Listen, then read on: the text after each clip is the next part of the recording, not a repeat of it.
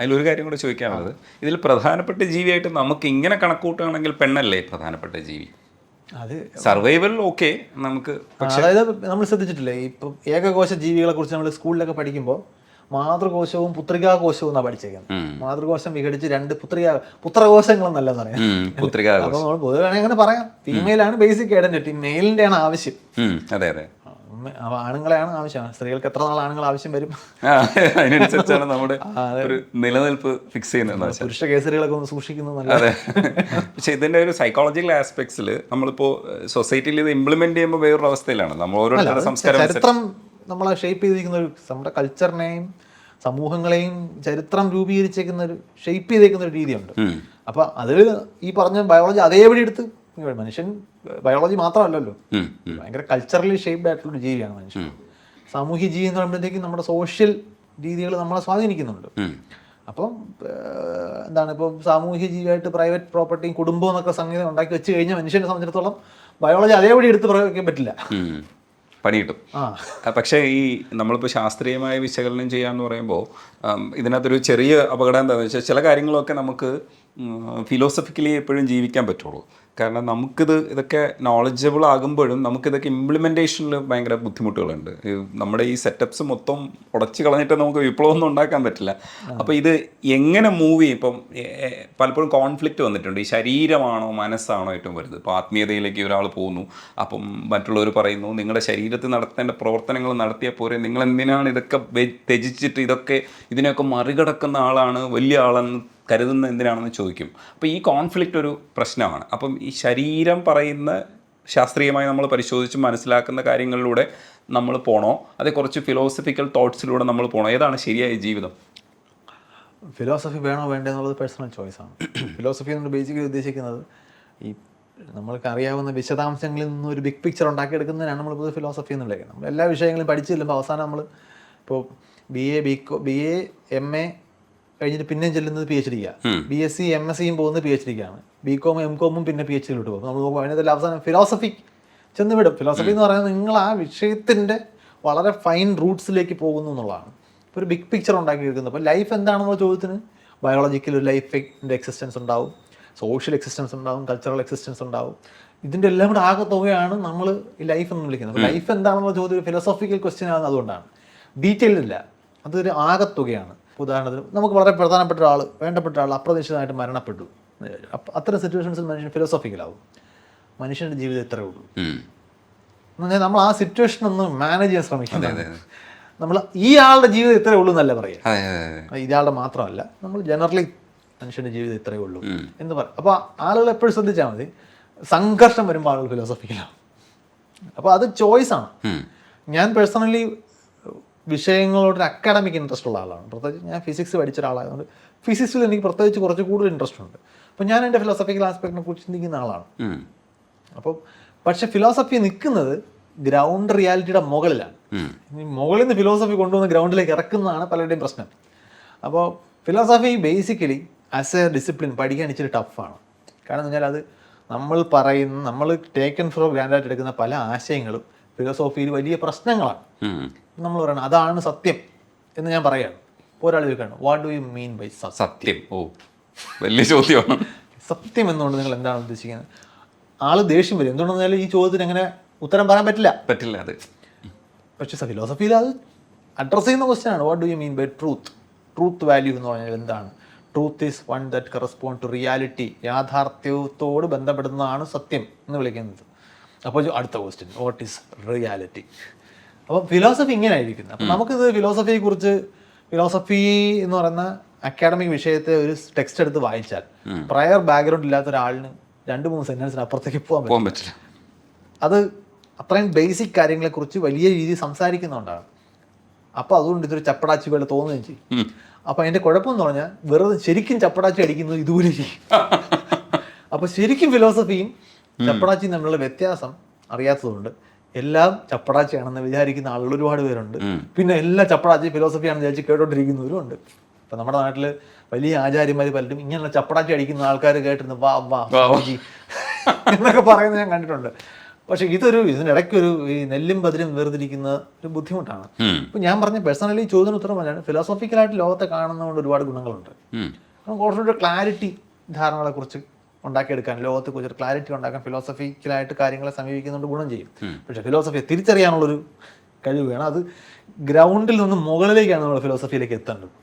ആദ്യം ഫിലോസഫി കൊണ്ടുവച്ചിട്ട് പിന്നെ അതിൻ്റെ അടിസ്ഥാനത്തിൽ ഈ തിയറി കൊണ്ടുവന്നിട്ട് തെളിവ് കണ്ടുപിടിക്കരുത്. തെളിവിൻ്റെ അടിസ്ഥാനത്തിൽ വേണം നമ്മുടെ സിദ്ധാന്തത്തിലോട്ട് പോകാൻ. അതാണ് വ്യത്യാസം. അതിലൊരു സബ് ക്വസ്റ്റ്യൻ കൂടെ ഉള്ളത്, ഇപ്പോൾ ശരീരത്തിലാണ് ഈ പ്രവർത്തനങ്ങളൊക്കെ ഏകോപിപ്പിച്ചിട്ട് നമുക്കൊരു കിക്ക് കിട്ടുന്നത്, ഒരു ഹൈ കിട്ടുന്നത്. ഇത് ശരീരം ഉണ്ടാക്കുന്ന ചില ന്യൂറോ ട്രാൻസ്മിറ്ററുകളൊക്കെ നമ്മുടെ തലച്ചോറിൽ പോകുമ്പോഴത്തേക്ക് നമുക്ക് കിട്ടുന്ന ഒരു സന്തോഷമാണ്. ഈ സന്തോഷം ചിലപ്പോൾ ചില മെഡിറ്റേഷൻ അവസ്ഥകളിലൊക്കെ കിട്ടിയേക്കാം. പക്ഷേ ആത്യന്തികമായി ഈ ശരീരത്തിലുണ്ടാകുന്ന ഈ പരിപാടികളിലൂടെ നമ്മുടെ ഈ അവയവങ്ങളൊക്കെ ചേർന്ന് നടത്തുന്ന ഒരു കോർഡിനേഷനാണ് നമ്മുടെ സന്തോഷം എന്ന് പറയുന്നത്. ആ സന്തോഷം ആണോ വിലമതിക്കേണ്ടത്, അതല്ലേ വിലമതിക്കേണ്ടത്? അതേ നമ്മൾ വേറെന്തെങ്കിലും ഒരു ഫിലോസഫി വിചാരിച്ചിട്ട് നമ്മൾ പോയിട്ട് ചില സ്ഥലത്തൊക്കെ ഇരിക്കുമ്പോൾ നമുക്ക് കിട്ടുന്ന ഒരു മെഡിറ്റേറ്റീവ് സ്റ്റൈലിലുള്ളൊരു സന്തോഷം, ഇതിലേതായിരിക്കും? ഞാൻ കരുതുന്നത് രണ്ടിനും ഫിലോസഫിക്കലായിട്ട് സന്തോഷമാണ് കിട്ടുന്നതെങ്കിൽ ഓക്കെ എടുക്കാം. ഈ ഹാപ്പിനെസ് അല്ലെങ്കിൽ സന്തോഷം തന്നെ പ്ലഷറും ഹാപ്പിനെസ്സും ഉണ്ട്. ഇത് ബേസിക്കലി ഒരു വെൽ ബീയിങ്ങിൻ്റെ സൂചനയാണ്. നമ്മൾ പറയുമല്ലോ, ഒരു മനുഷ്യൻ എത്രത്തോളം സന്തുഷ്ടരാണെന്ന് തീരുമാനിക്കുന്നത് അയാളുടെ ഹാപ്പിനെസ് ആണ്. ഇപ്പോൾ തെരുവിൽ കിടക്കുന്ന ആൾക്കാർ ചിരിക്കുന്നത് നമ്മൾ കാണില്ലേ? തെരുവിൽ വളർന്ന കുട്ടികൾ കളിക്കുകയും അവരെ ആർത്തിച്ചിരിക്കുകയും നമ്മൾ ചെയ്യുന്നതാണ്. അവർക്ക് ജീവിതത്തിൽ അവരെന്തെല്ലാം പ്രശ്നങ്ങൾ, നമ്മൾ സാധാരണഗതിയിൽ നമുക്ക് ചുറ്റുമുള്ള പ്രിവിലേജ് ആയിട്ടുള്ള കുട്ടികളായിട്ട് താരതമ്യം ചെയ്യുമ്പോൾ ജീവിതത്തിൽ എന്തൊക്കെ പ്രശ്നങ്ങളുണ്ട്, എന്തൊക്കെ റിസ്കുകൾ അവർക്കുണ്ട്, അവർ ചിരിക്കില്ലേ? അത് ഹാപ്പിനെസ് അല്ലേ? ഇപ്പോൾ ലോട്ടറി അടിച്ച ആൾക്കാർ ഹാപ്പിയാണോ? പഠനങ്ങളുണ്ട്. പലരും ലോട്ടറി അടിച്ചപ്പോഴത്തേക്ക് ഹാപ്പിനെസ് കുറയുക ചെയ്യും, ടെൻഷനായി. കുറച്ച് കഴിയുമ്പോഴത്തേക്ക് അവർ പഴയ ലെവലിലേക്ക് വരും. നമ്മൾ എത്ര വലിയ ഹൈയിലേക്ക് പോയി കഴിഞ്ഞാലും നമ്മുടെ മനസ്സ് ഒരു ഒരു കാം സിറ്റുവേഷനിലേക്ക് തിരിച്ചു വരും. ഹെഡോണിക് ട്രെഡ്മിൽ എന്നാണ് എന്നെ വിളിക്കുന്നത്. നമ്മൾ ബേസ് ലെവലിലേക്ക് വരും. ഭയങ്കരമായ ഒരു നഷ്ടം സംഭവിച്ച് നമുക്ക് വിഷമം ഉണ്ടായാൽ കുറച്ച് നാൾ കഴിഞ്ഞിട്ട് നമ്മൾ ആ ഗ്രീഫിൽ നിന്ന് കയറി തിരിച്ചു വരും. ഭയങ്കര എന്തെങ്കിലും പോസിറ്റീവ് സംഭവം നമുക്ക് ഭയങ്കര സന്തോഷം ഉണ്ടായാലും അത് താഴേക്ക് തിരിച്ചു വരും. അപ്പം നിങ്ങൾ ഇപ്പോൾ ഭയങ്കര പണക്കം ഒരു ബില്യണറായി മാറി, ഓക്കെ, ഇപ്പോൾ 10,000 രൂപ കിട്ടിയാൽ കിട്ടുന്ന സന്തോഷം നിങ്ങൾക്ക് ബില്യണർ ആകുമ്പോൾ കിട്ടില്ല. പിന്നെ നിങ്ങൾക്ക് ബില്യൺസ് കിട്ടണം. അത് കൂടുതൽ ടഫാണ്. നിങ്ങൾ കൂടുതൽ സ്ട്രെസ്ഡ് ആക്കുമല്ലോ. അപ്പോൾ പല ആളുകളും ബില്യണേഴ്സിനെ കാണുമ്പോൾ വിചാരിക്കുന്നത് അവരുടെ കയ്യിൽ ഇരിക്കുന്ന പൈസ എനിക്ക് കിട്ടിയാൽ ചെയ്യാൻ പറ്റുന്ന കാര്യങ്ങളെക്കുറിച്ച് ആലോചിച്ചാണ് അവർ സന്തോഷം ജീവിക്കുന്നത്. ഇല്ല, ആ പൈസ അവിടെ കിട്ടണമെങ്കിൽ അവർ ഒരുപാട് സ്ട്രെസ് എടുക്കുന്നുണ്ടാവും. അപ്പം ബില്യണേഴ്സിൻ്റെ പ്രശ്നം മാത്രം സ്പെഷ്യലൈസ് ചെയ്യുന്ന സൈക്കോളജിസ്റ്റുകൾ ഉണ്ട് കേട്ടോ. അപ്പോൾ അതിനർത്ഥം അവിടെയും സൈക്കോളജിക്കൽ പ്രശ്നങ്ങൾ ഇഷ്ടംപോലെ ഉണ്ട്. അപ്പോൾ അത് ഈ ഒരു ഹാപ്പിനെസ് ലെവൽ എവിടെ നിന്ന് കിട്ടിയാലും എടുക്കാം. ഈ മറ്റൊരാളുടെ ബുദ്ധിമുട്ടിൽ നിന്ന് നിങ്ങൾ സന്തോഷം കണ്ടെത്താതിരുന്നാൽ മതി. എൻ്റെ പേഴ്സണൽ സ്റ്റാൻഡ് അതാണ്. നിങ്ങൾക്ക് ഫ്രീ ആയിട്ട് കിട്ടുന്ന ദോഷമില്ലാത്ത ഹാപ്പിനെസ് എല്ലാം എടുക്കാം. ദോഷമില്ലാത്ത ഹാപ്പിനെസ് എന്ന് പ്രത്യേകം എടുത്തു പറയാൻ കാരണം ചിലപ്പോൾ സിഗരറ്റ് വലിക്കുമ്പോൾ ഹാപ്പിനെസ് ചിലപ്പോൾ കിട്ടുമായിരിക്കും. പക്ഷെ നാളെ നമുക്കുള്ള പണിയാണ് വരുന്നതെന്ന് അറിഞ്ഞിട്ടേ അത് എടുക്കാവും. അങ്ങനെയാണ്. എനിക്കുള്ള പണിയില്ലേ, നിനക്ക് എന്താണെന്ന് വേണമെങ്കിൽ തിരിച്ച് ചോദിക്കാം. അത് ആ ക്വസ്റ്റ്യൻ ഞാൻ റിസർവ് ചെയ്യുന്നു. പക്ഷേ വേറൊരാൾക്ക് ബുദ്ധിമുട്ടുണ്ടാക്കാതെ നിങ്ങൾക്ക് ഹാപ്പിനെസ് കിട്ടുന്ന ഇനിയിപ്പോൾ ഒരിടത്തിരുന്ന് ആലോചിക്കുകയാണ്, പാട്ട് കേട്ടോണ്ടിരിക്കുകയാണ്, എന്താ കുഴപ്പം, ചെയ്തോളൂ. കുറച്ച് വേറെ ആർക്കും ബുദ്ധിമുട്ടുണ്ടാക്കുന്നില്ലല്ലോ.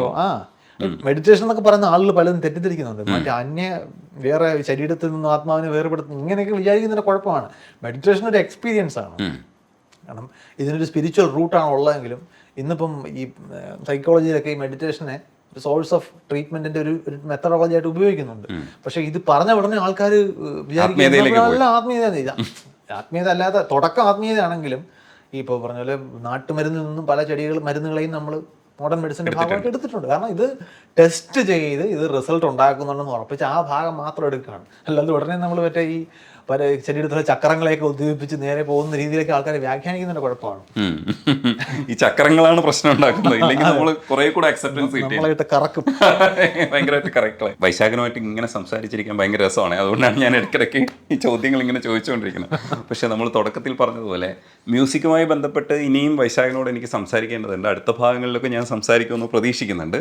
ഇന്നലെ ട്രെയിനിൽ വരുന്ന സമയത്ത് മേഘന എന്ന് പറഞ്ഞൊരു കുട്ടി എന്നെ പരിചയപ്പെടാൻ വന്നിട്ട് പറഞ്ഞതെന്ന് പറഞ്ഞാൽ വൈശാഖിൻ്റെ ഇൻ്റർവ്യൂ കാണുന്ന ഒരാളാണെന്ന് പറഞ്ഞു.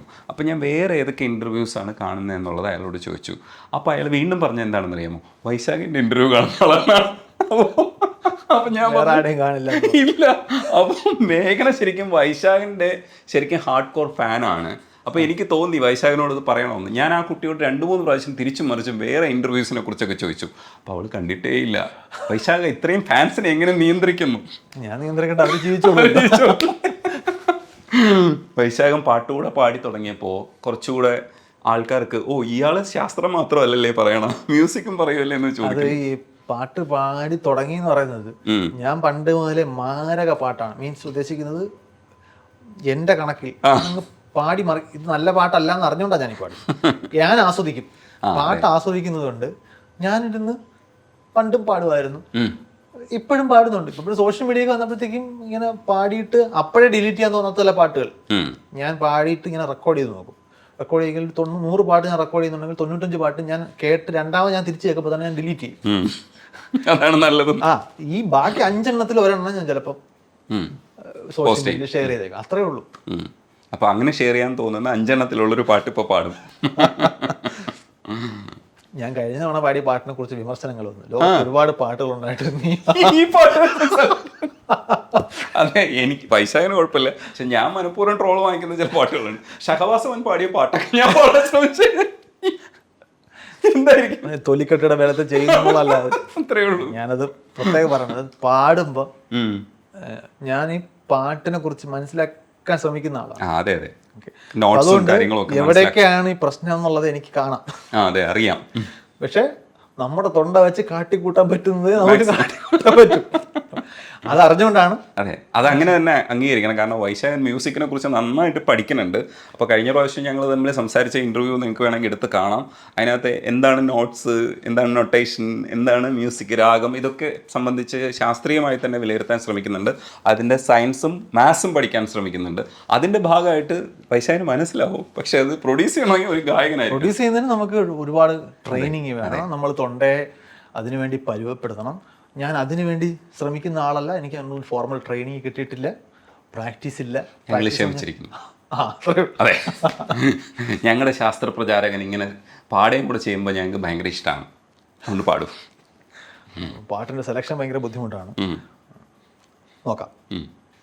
വേനൽ പുഴയിൽ തെളിനീരിൽ പുലരി തിളങ്ങി മൂകം, ഇലകളിൽ പൂക്കളിൽ എഴുതി ഞാൻ ഇളവയിലായി നിന്നെ, മേഘമായൻ താഴ്വരയിൽ താളമായൻ ആത്മാവിൽ, നെഞ്ചിലാളും മഞ്ചരാതിൻ നാളം പോൽ നിന്നാലും നീ, വേനൽ പുഴയിൽ തെളിനീരിൽ പുലരി തിളങ്ങി മൂകം, ഇലകളിൽ പൂക്കളിൽ എഴുതി ഞാൻ ഇളവയിലായി നിന്നെ. ഇതിൽ മാത്സ് ഉണ്ടായിരുന്നു കേട്ടോ, കറക്റ്റ് മീറ്ററിലാണ് പാടുന്ന. അതങ്ങനെ ഒരു എന്താ പറയാ, സയൻസ് പഠിച്ച ഒരാളുടെ പാട്ടായിട്ട് തന്നെ കൃത്യമായിട്ട് ടൈം കാൽക്കുലേഷൻ അത് പഠിക്കാൻ വേണ്ടിയിട്ടായിരിക്കും ഈ പാട്ടിനെ എടുത്തു വെച്ചേക്കുന്നത്. എന്തായാലും നന്നായി, കൂടുതൽ പാട്ട് പാടണം. ഈ പാട്ടിനെ കുറിച്ച് കൂടുതൽ പറയുന്ന ഒരു എപ്പിസോഡ് നമ്മൾ അടുത്ത് ചെയ്യും. ഇപ്പോഴത്തേക്ക് നന്ദി. പാട്ടിനെ കുറിച്ച് പറഞ്ഞാൽ മടുക്കില്ല. അതെ, തീർച്ചയായിട്ടും അത് പറയുന്ന എപ്പിസോഡ് വരുന്നുണ്ട് കേട്ടാ വൈശാഖിൻ്റെ. അത് അടുത്ത പ്രാവശ്യം കാണാം. സന്തോഷം. Thank you.